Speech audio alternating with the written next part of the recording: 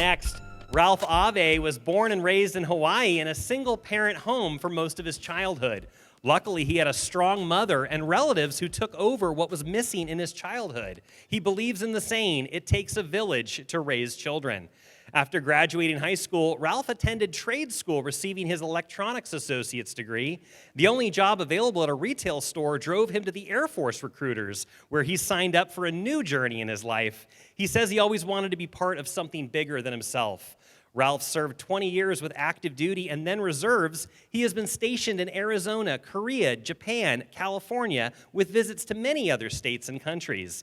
This journey taught him leadership. Ralph coaches youth basketball and created straight resume enhancement because of the struggles adjusting from active duty to civilian life, especially finding employment. He has written a book about leadership, contributed to an international book, Gold Nuggets, and been on multiple podcasts. Please welcome Ralph AVE.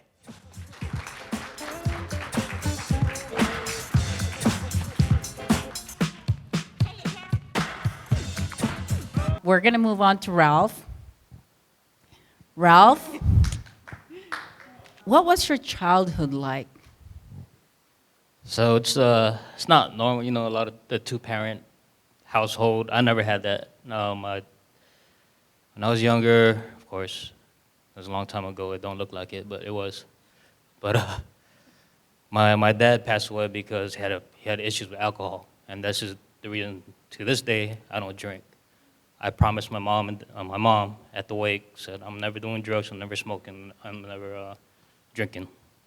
So I lived in a single household, but like I said, I had great relatives. They helped me, they helped guide me and kept me on the straight and narrow. Because trust me, there was a lot of opportunities to go left or right. Because they always welcomed me as their mom or dad. My aunties and my uncles were like my extended mom and dad. My cousins were like my brothers and sisters. So they were always around me. My cousin said, "No, that's your uncle." And my uncle said to my cousin, he said, "No, now I'm his dad." So, like I said, it takes a village. I believe in that. And that's why I try to pass on, like it was mentioned, I do youth basketball. And I try to pass on that love for them to make sure that, hey, there's a father figure for you here. I don't care what your home life is. I don't care what it is, but on this court, this is a family. And if you have issues, take me to the side. I don't care what it is, take me to the side, and we'll help you from there. Yeah, so my childhood was just like that, single-parent home, never lived in the greatest areas. It wasn't the worst neither, but my mom always made sure we had enough. She always made sure we had enough, and she did everything in her power because she had to work 2 jobs, and Hawaii is very expensive. We always had to move. Every time the rent got raised, we had to move in another area. And we had to live with other families that we didn't know, and we had to be together. So it was not tough, but I do appreciate what I went through because I don't think I'd be here today without that. Awesome. I know that you joined the Air Force, and you also have certain level of position, but we're going to get back to that, okay? For Ralph, any questions on Ralph? Because Ralph is helping a lot of the young kids. Ron, go ahead. I know you specialize in leadership. What was the youngest time that you were, the youngest age that you identified like, oh, I can be a leader? Was it like elementary school, middle school, high school? It's funny you asked that question because this memory came back to me. I was in the 4th grade. The first part was I was voted the best friend.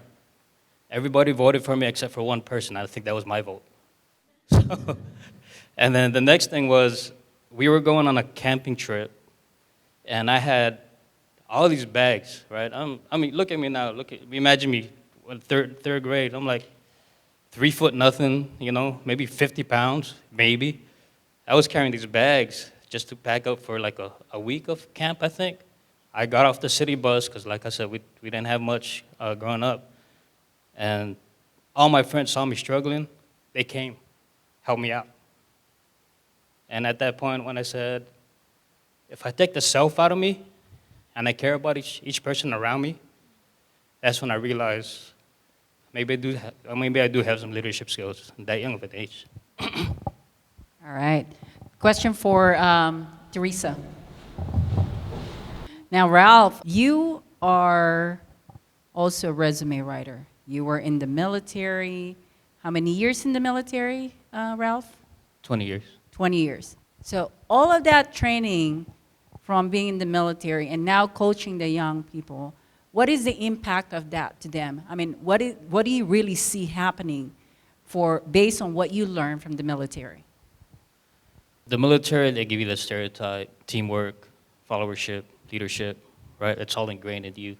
That's from basic training. I don't care what branch it is. It's straight from basic training. They teach you that. So what I try to teach, how can you be a good leader if you're not a good follower?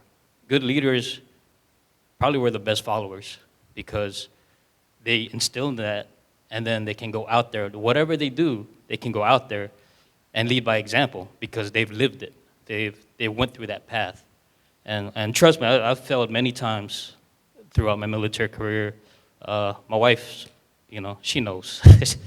My kids, they know, but they stood by my side, and, because I was always trying to reach something every time, and every time I failed, it was like, man, should I even keep trying? And my family was there. They supported me. They said, if this is what you really want, then go for it. So that how I impacted the kids I coach and my own kids is, first of all, I wanted to be a father for my kids that I never had, right?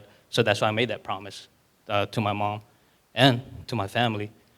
But with the kids, I try to give them empowerment. Like at young 12, 13-year-old kids, I empower them when we play and we're struggling on a game.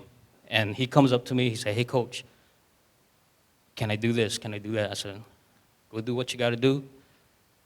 And then we end up winning the game, right?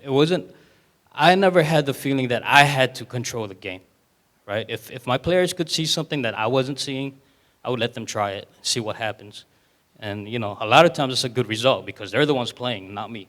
I'm on the outside looking in, right? So, and I took that with other things too, like my civilian job, where I had multiple leadership positions, and I instilled the same thing. I empowered my guys, like, hey, this is what we need to do. Let's get it done. I didn't micromanage anybody. Crap rolled downhill. It stopped at me, right? Even in my civilian world, I would get chewed out. So that's weird because I still worked in the military environment in a civilian capacity. But I still got chewed out because things weren't getting done, right? But I stopped it at me. I didn't go back and yell at my guys. I said, hey, let's figure this out. And, let's come with a better outcome. So we talk as a team. That's how my military experience impacted how I train guys or with the guys I'm around, just care about them. All right, thank you. That's incredible.